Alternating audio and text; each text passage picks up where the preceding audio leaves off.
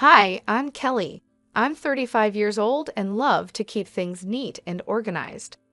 I work as an auditor at a big company. My friends often tease me about how I always keep receipts and pay my taxes on time. But I believe these small habits help me stay in control of my life. Let me tell you how I met my husband, Brian. We met at a party hosted by our mutual friend, Julie. I remember that evening well. I was drinking a glass of wine and chatting with some old college friends when Brian walked in. He was a bit older, with a confident walk and a charming smile. He worked as a manager at a food sales company. "Hey, I'm Brian. Mind if I join you?"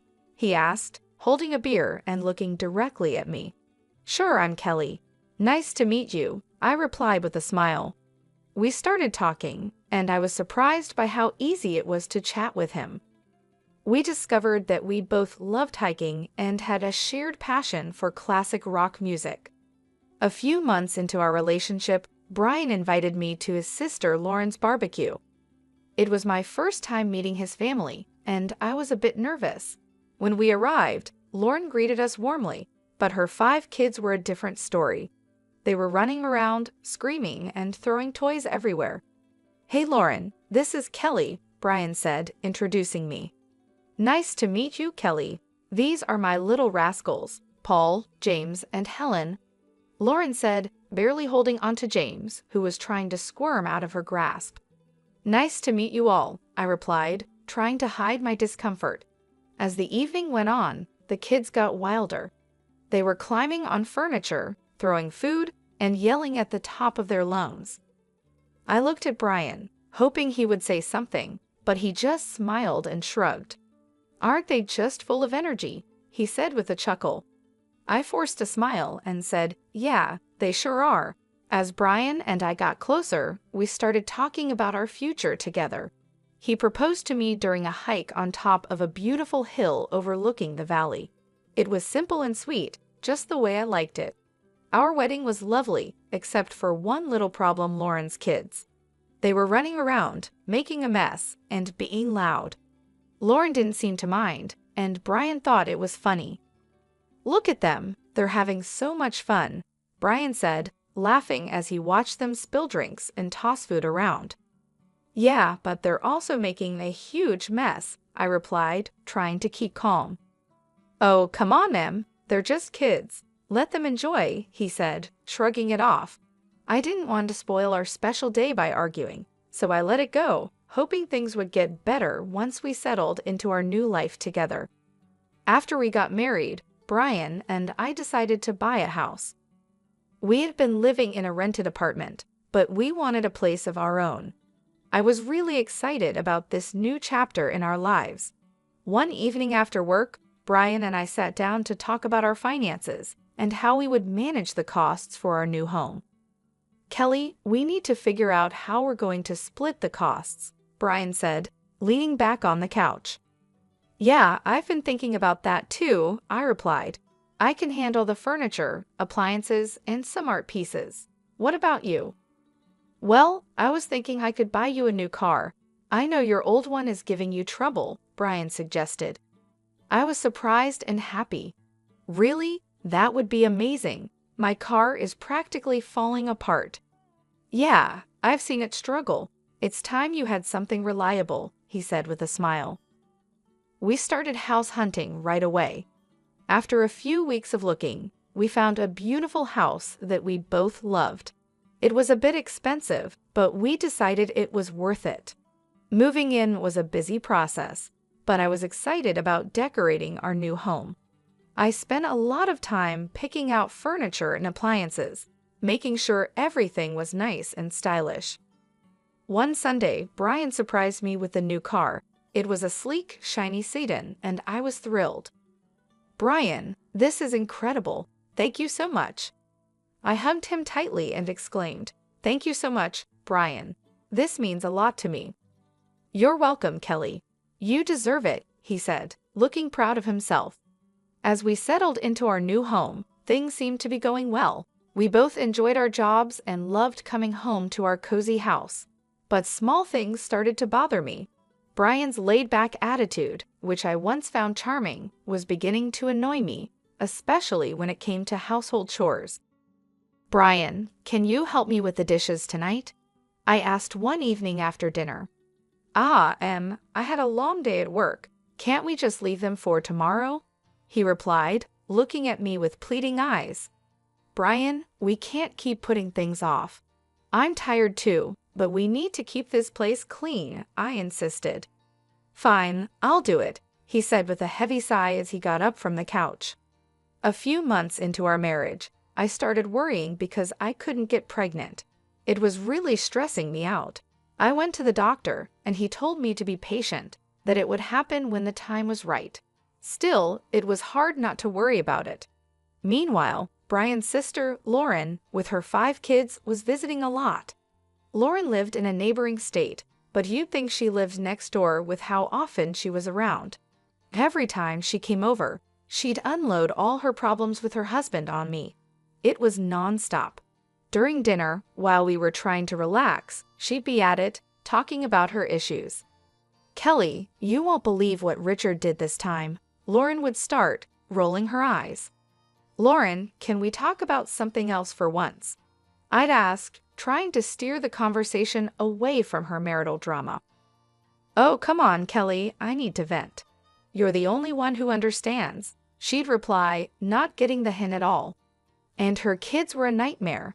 As soon as they stepped into our house, it was like a circus. They'd run around, fighting with each other, throwing food, and just being loud.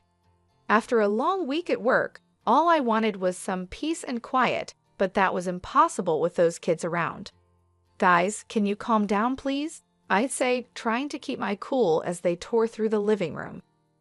"Why are you always so uptight, Kelly?" Lauren would snap at me whenever I tried to get her kids to behave. "They're making a mess, Lauren. I just cleaned the house," I'd respond, feeling my patience wearing thin. "Well, maybe if you had your own kids, you'd understand," she shot back one day, her words hitting me like a punch in the gut. I was shocked by how insensitive she was, especially since she knew how hard I was trying to get pregnant. It felt like a slap in the face, and I couldn't believe Brian didn't say anything to defend me. "Brian, are you going to let her talk to me like that?" I asked, my voice trembling with anger and hurt. "Kelly, calm down. You're making a big deal out of nothing," he said, taking her side again. "A big deal out of nothing? She just insulted me in my own home," I shouted, feeling tears start to form. I was so fed up. I couldn't keep living like this, constantly being disrespected in my own home, with my husband always siding with his sister. It was clear that something had to change, and soon. One Sunday, Lauren showed up with her 5 kids. She dumped them on me and said, "Kelly, I need a break from parenting. I'm going shopping." I couldn't help but chuckle at her mention of parenting. The woman barely knew what that meant. Every time she was here, it was like a zoo. "Fine, Lauren, but you better be quick," I said, already feeling stressed. "Thanks, Kelly, you're a lifesaver," she chirped, grabbing her purse and bolting out the door before I could say anything else. Great, I thought, just what I needed. I was in the kitchen trying to cook dinner. It's a long process, and I like things done right. But with those kids running wild, it was impossible to focus. They were yelling, running around, and making a mess. "Guys, can you keep it down?" I shouted from the kitchen, hoping they'd listen for once. Of course they didn't. Suddenly, I heard a loud crash. My heart sank. I ran into the living room, and there it was, my grandfather's antique Chinese vase shattered on the floor. My chest tightened with anger and frustration. What happened here? I screamed, looking at the kids who were now standing still, looking guilty. "We were just playing," one of them mumbled, not meeting my eyes. "This vase is priceless. It's from my grandfather. Do you have any idea what you've done?" I was livid, shaking with anger. Just then, Brian walked in, looking all calm and clueless. "What's going on, Kelly?" "Your nephews just broke my grandfather's vase. Look at this mess." I pointed at the shattered pieces on the floor. "Calm down, Kelly. It's just a vase. We can get it fixed, Brian said, shrugging like it was no big deal. Just a vase? This isn't about the vase, Brian. It's about respect. I'm tired of this. Every time Lauren comes over, our house turns into a mess. And you don't care, I shouted, my voice cracking with frustration. Just then, Lauren walked in with shopping bags, looking annoyed. What's all this yelling about? Your kids broke my grandfather's vase, Lauren. Look at this mess. I pointed at the floor, trying to hold back my tears. Well, maybe you should have kept a better eye on them, Kelly, she said, not even bothering to apologize. Are you kidding me? They're your kids, Lauren. I shouldn't have to watch them. I was furious, my hands shaking with anger. Brian just shook his head, looking annoyed. You're overreacting, Kelly. Just drop it. Overreacting? I've had enough of this. I'm tired of being treated like I don't matter in my own home, I screamed, the tears finally spilling over. Brian just stood there, silent and cold, while Lauren smirked like she had won something. I couldn't take it anymore. I stormed out of the room, feeling a mix of anger, hurt, and betrayal. We've been dealing with Lauren and her kids' chaotic visits for months, but I had no idea what was coming next. One morning, Brian was sitting at the kitchen table, munching on his toast, when he casually dropped a bombshell on me. Kelly, I need to tell you something. Lauren's getting divorced, and she's moving in with us with the kids for a few months, he said, like he was just telling me the weather. I almost dropped my coffee. What? Are you serious? Our house is already a madhouse when they visit for a day. How are we supposed to handle them living here for months? She's my sister, Kelly. She needs our help. You need to be more understanding, he said, looking at me like I was the one being unreasonable. Understanding? I've been more than understanding, Brian, but this is too much. Why can't we rent a place for her nearby? I'll even pay for the first month's rent, I suggested, trying to keep my cool. No, she'll be better off here. Plus, you can help with the kids and keep things clean, he said like it was the most obvious thing in the world. I'm not a babysitter, Brian. I work too, and I need to relax when I get home. I said, my frustration boiling over. Stop being so selfish, Kelly. It's family, they need us, Brian said, his tone getting sharper. I'm not being selfish, Brian. I'm just asking for a fair solution. I don't want my life turned upside down, I said, feeling my anger rise. Well, they're coming tomorrow evening, so you better get used to the idea, he said, standing up and leaving the kitchen. I couldn't believe it. I felt completely blindsided and betrayed. The next morning, I woke up early, still fuming from our argument. I got dressed for work and went to grab my car keys, but they were nowhere to be found. When I called Brian, he answered, sounding way too calm for my liking. I took the car. It's mine, remember? I'm giving it to Lauren so she can use it for the kids, he said. I was stunned into silence for a moment. You're giving my car to Lauren? Are you serious right now? It's not your car, Kelly. I paid for it, and she needs it more than you do, he said, sounding matter-of-fact. That's the last straw, Brian. You've taken everything from me, and I'm done, I said, my voice shaking with anger. What are you talking about? Don't be dramatic, Kelly, he said, clearly not understanding. I stood there in the hallway, holding my phone, unable to believe what was happening. It felt like a nightmare I couldn't wake up from. How had things gotten so bad? I picked up the phone and called a moving company. Hi, I need a team to move some furniture and appliances today. It's urgent. The movers arrived a couple of hours later.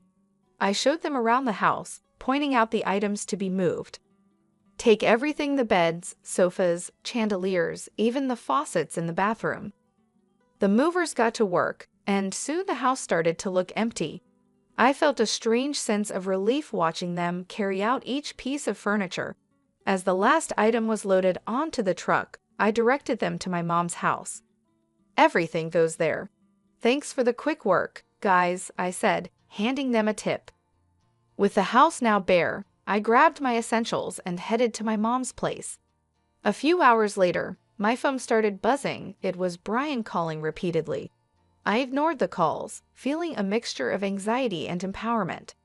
That evening, there was a loud knock on my mom's door. I opened the door to find Brian standing there, looking furious. "What the hell, Kelly? What did you do?" he shouted as he stormed into the living room. "I took my stuff, Brian. You took the car, so I took what I bought," I said, keeping my voice calm. "This is insane. You stripped the house bare. Where are Lauren and the kids supposed to sleep?" he yelled, his face red with anger. "That's your problem, Brian. You made this mess. Now you deal with it," I replied, crossing my arms. "You're a thief, Kelly. You stole everything," he shouted, waving his arms around. "I didn't steal anything. Here are the receipts," I said, pulling out a folder and showing him the proof of purchase for all the furniture and appliances. He looked through the receipts, his anger turning to frustration. "Fine, Kelly. If this is how you want to play it, I'll file for divorce." I took a deep breath and handed him a stack of papers. "Already done. Here are the divorce papers. Sign them and we're done." He stared at the papers, his face pale. "You're really serious about this, aren't you?" "Dead serious, Brian. I deserve better than this," I said, feeling a strange sense of calm wash over me. He took a pen from his pocket, signed the papers without another word, and handed them back to me. "Fine, Kelly. Have it your way." I watched as he turned and walked out of my mom's house, the door slamming behind him. I stood there for a moment, feeling a mix of relief and sadness. It was over, and I knew it was the right decision. That night, I sat down with my mom and talked about everything that had happened. She was supportive and agreed that I had made the right choice. "Kelly, you've been through a lot.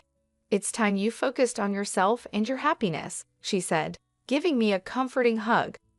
"Thanks, Mom. I just need some time to figure things out," I replied, feeling a weight lifted off my shoulders. Over the next few days, I started to settle into a new routine. I began organizing my new space at my mom's house and planning my next steps. It was a fresh start, and for the first time in a long time, I felt hopeful about the future. I knew the road ahead wouldn't be easy, but I was ready to face it. I had taken back my life, and there was no turning back. After divorcing Brian, we sold our house and split the money. It was time to set up my own place. My mom's house was great for a while, but I needed my own space. One afternoon, I was sitting in the kitchen with my mom, looking at listings on my laptop.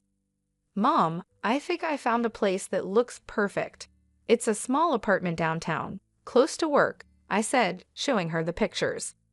She looked over my shoulder and smiled. "That looks nice, Kelly. Have you called the realtor yet?" "Not yet, but I'm going to do that right now," I said, feeling a bit excited. I dialed the number and waited for the realtor to pick up. After a few rings, a friendly voice answered. "Hello, this is Larry. How can I help you?"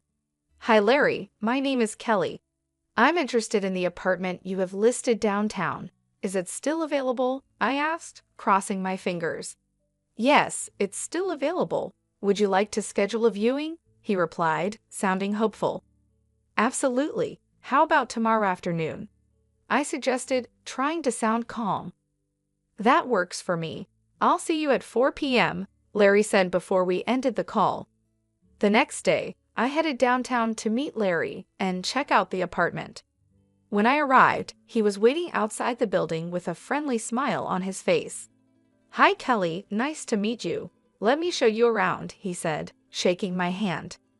The apartment was small but cozy, just what I needed. It had a nice kitchen, a spacious living room, and a small balcony with a decent view of the city. "This place is perfect, Larry." "I'll take it," I said, feeling a sense of relief. After signing the lease and getting the keys, I started planning my move. I wanted to make this new space my own, a fresh start. I spent the next few days packing up my things at my mom's house and arranging for movers to help me with the big stuff. On moving day, my mom and a couple of close friends came over to help. As we loaded the last box into the moving truck, I felt a mix of excitement and nervousness about this new chapter in my life. "Kelly, this is going to be great for you. A fresh start is just what you need," my mom said, giving me a reassuring hug. "Thanks, Mom. I'm really looking forward to it," I replied, smiling. We drove to my new apartment, and with everyone's help, we had everything unloaded and set up in no time. As I looked around my new space, I felt a sense of accomplishment and excitement for what lay ahead. I looked around my new place and felt a sense of pride and peace. It was the start of a new chapter, and I was ready for it. That evening, I invited my mom and friends to stay for dinner to celebrate the move. We ordered pizza and sat on the floor, surrounded by boxes and laughter. "Cheers to Kelly and her new place," my friend Julie said, raising her glass of soda. "Thanks, guys.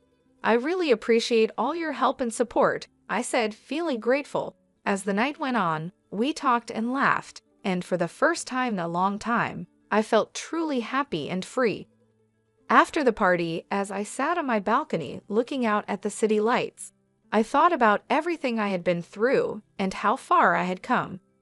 I was proud of myself for taking control of my life and making the changes I needed.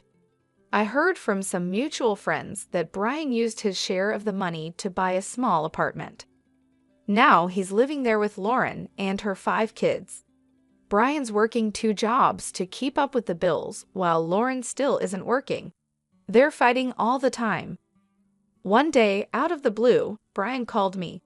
I was surprised to see his name pop up on my phone, but I decided to answer, curious about what he had to say. "Hello, Brian. What's up?" I answered, trying to keep my voice neutral. "Kelly, please just hear me out," he started, sounding desperate. "I know I messed up. I'm so sorry for everything. I didn't realize how hard it was for you with Lauren's kids." I couldn't help but laugh a little. "Really, Brian? You're realizing this now, after all this time?" "Yeah, I know it's late, but I'm serious.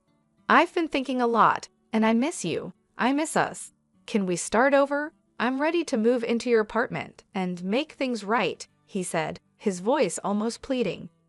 I chuckled, shaking my head in disbelief. "Brian, you've got to be kidding me. You think you can just waltz back into my life like nothing happened?" "Kelly, I'm serious. I'll do whatever it takes. I'll even take on more work to make it up to you," he said, sounding more desperate. "Brian, I've moved on. I'm happy now. I'm not looking to go back to that mess," I replied firmly. "Come on, Kelly. We can make it work this time. I've changed," he insisted. I sighed, feeling a mix of pity and frustration. "Brian, it's over. You need to focus on your life and your family." "I'm not interested in going back to that chaos," I said, trying to stay calm but firm. "Kelly, please, I'm begging you," Brian said, his voice breaking with desperation. "Brian, no. I found peace without you, and I'm not giving that up," I said, standing my ground. "Take care, Brian. I hope you find your way." I hung up the phone, feeling a strange mix of relief and closure. It was clear that Brian was struggling, but I couldn't let his problems drag me back into a situation I had worked so hard to escape. Later that day, I met up with Julie for coffee and told her about the call. We sat in our favorite little cafe, the aroma of fresh coffee and baked goods filling the air. "You won't believe who called me today," I said, rolling my eyes as I stirred my coffee. "Who?" Julie asked, raising an eyebrow and leaning in with curiosity. "Brian. He actually begged me to take him back and let him move into my apartment," I said, shaking my head in disbelief. Julie burst out laughing, nearly spilling her coffee. "Are you serious? What did you say?" I told him no, of course. "I'm not going back to that mess," I replied, smiling at the absurdity of the situation. We spent the rest of the afternoon chatting and laughing, and I realized just how far I had come since my life with Brian. I had built a new life for myself, one that was peaceful and fulfilling. I wasn't going to let anyone take that away from me. The cafe was a cozy spot, with warm lighting and soft music playing in the background, creating the perfect setting for our heart-to-heart conversation. As the sun began to set, casting a golden glow over the city, we decided to take a walk along the river. The cool breeze was refreshing, and the sound of water flowing gently against the banks added a calming effect to our stroll. "I can't believe how much has changed in just a few months," I said, looking out over the water, the lights from the buildings reflecting off the surface like tiny stars. "You've come a long way, Kelly. I'm really proud of you," Julie said, giving me a supportive pat on the back. "You're stronger than you think, you know." "Thanks, Julie. I feel like I've finally closed that chapter of my life," I said, a sense of relief washing over me as we continued to walk. "I'm ready to move forward with confidence and joy." The next few days were busy but fulfilling. I started to settle into a new routine and began organizing my new space at my mom's house. It felt good to have my own place again, even if it was temporary. My mom's house was warm and welcoming, and she was incredibly supportive during this transition period. I spent a lot of time decorating my room, making it feel like my own little sanctuary. I put up some of my favorite artwork, arranged my books on the shelves, and set up a cozy reading nook by the window. It was a space where I could relax and feel at peace, away from the chaos and stress of the past.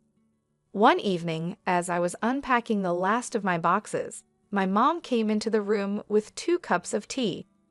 "Thought you might need a break," she said, handing me a cup and sitting down on the edge of the bed. "Thanks, Mom. I appreciate it," I said, taking a sip of the warm tea.